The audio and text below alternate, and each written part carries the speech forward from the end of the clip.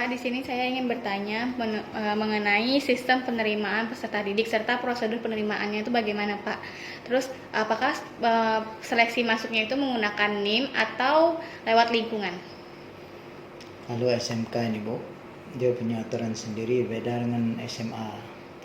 Jadi kalau SMK ini acuan kita tetap Juknis dan Juklak yang dari Diknas. Kebetulan kalau kita ini tidak menggunakan lingkungan, kita tetap menilaikan NIM karena prestasi. Karena yang masuk SMK ini bukan dari kota Jambi, seprovinsi Jambi, juga ada dari luar provinsi Jambi. Jadi kalau kita lingkungan, nanti kota kita tidak terpenuhi. Dan yang kedua, ini kan jurusan. Kejurusan itu kan tidak ada seperti SMA, dia harus milih. Walaupun dia di lingkungan ini bisa tidak ada yang masuk sini karena dia ada cocok dengan jurusan yang ada gitu kan. Ya, karena murid kita itu dari daerah-daerah itu. Nah, untuk ajaran baru tahun kemarin kan Pak, nah itu tuh berapa sih siswa yang diterima Pak? Kemarin kita sesuai dengan yang keluar, jadi keterbatasan sarana kita, jadi kalau keluarnya 380 kita terima 380. Kebetulan kemarin anak keluar itu 434, kita terima itu 460-an. 460-an. Nah, untuk kan biasanya setelah pelajaran itu ada evaluasi pembelajaran. Nah, evaluasi pembelajaran seperti apa sih Pak yang biasanya dilakukan di SMK? Kalau evaluasi maksudnya ujian atau? Kan setiap pelajaran sebelum ujian kan ada evaluasi terlebih dahulu, seperti kalau di SMK kan ada sebelum melakukan ujian pasti pretest dan segala macamnya gitu Pak. Oh iya, kita tetap ada, karena kalau tidak ada itu kan tidak ada ukuran anak kemampuan. Nanti kita pretest hasilnya baru kita jurusan perhotelan ya, kita untuk memisahkan jangan sampai dalam satu kelas itu nanti anaknya jadi nggak ada persaingan, nggak ada pemerataan. Untuk ekstrakurikuler di SMK ini apa aja Pak? Oh, kita banyak sekali, pramuka itu yang utama.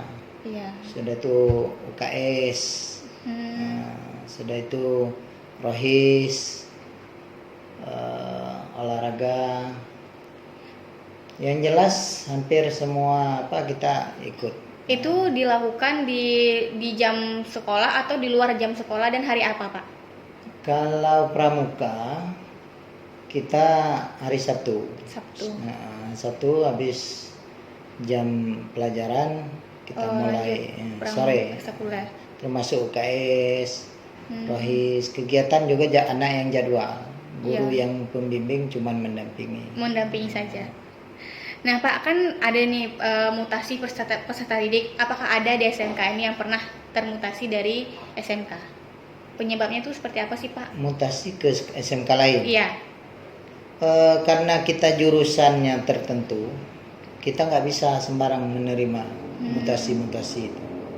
Dan anak kita pun kalaupun dia tidak sanggup lagi mengikuti proses belajar mengajar sini, dia jarang ke SMK, dia ke SMA. SMA larinya ya Pak? Karena SMK itu kan jurusan. Kalau ke jurusan lain kan tidak nyambung dia. Tapi kalau SMA karena di situ ada pelajaran umum, barangkali dia bisa. Nah terus Pak, kan ada yang mengenai pengeluaran siswa atau dropout atau DO. Nah itu tuh pernah nggak Pak di SMK ini ada anak yang DO? Ada. Itu penyebabnya karena apa Pak? Yang pertama ya karena setiap sekolah itu kan punya aturan. Dan aturan itu kan diakumulasi.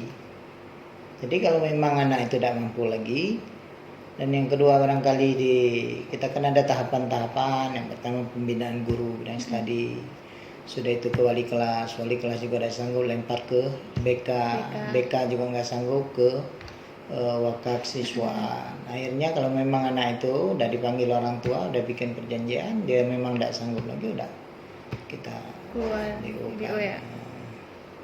Baik Pak, terima kasih atas jawabannya.